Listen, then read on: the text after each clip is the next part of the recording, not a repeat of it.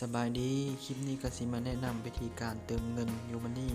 ผ่านหน้าจอเนาะในการกดแม่ดาว93ตัวสี่เหลี่ยมโทรออก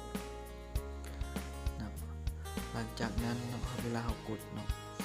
มันสิสูขึ้นมาเนาะให้เรากดเลข3เนาะเลือกสำหรับบริการและกดส่ง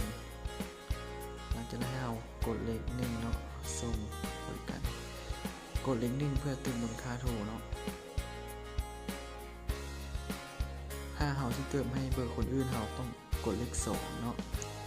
กดเลข2เติมให้เบอร์ผู้อื่นเบอร์โทรศัพท์ที่เราต้องการเติมเข้าไปเนาะตัวอย่างเนาะเราต้องการเติมให้เบอร์นี้เนาะเราก็พิมพ์โทรศัพท์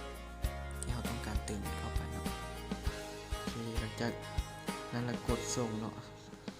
มันสิบอกให้ป้อนจำนวนเงินเรากดจำนวนเงินที่เราต้องการเติมเนาะใส่รหัสปิ้นคือรหัสผ่านของเราเนาะรหัสผ่านยูมันนี่เราหลังจากนั้นกดส่งเนาะกด1เพื่อยืนยันในการเติมเงินเนาะโอเคท่านเห็นธุรกรรมสำเร็จแล้วเนาะให้เราไปกดเบิ่งที่ข้อความเนาะมันจะมีข้อความเข้ามาโอเคถ้าเป็น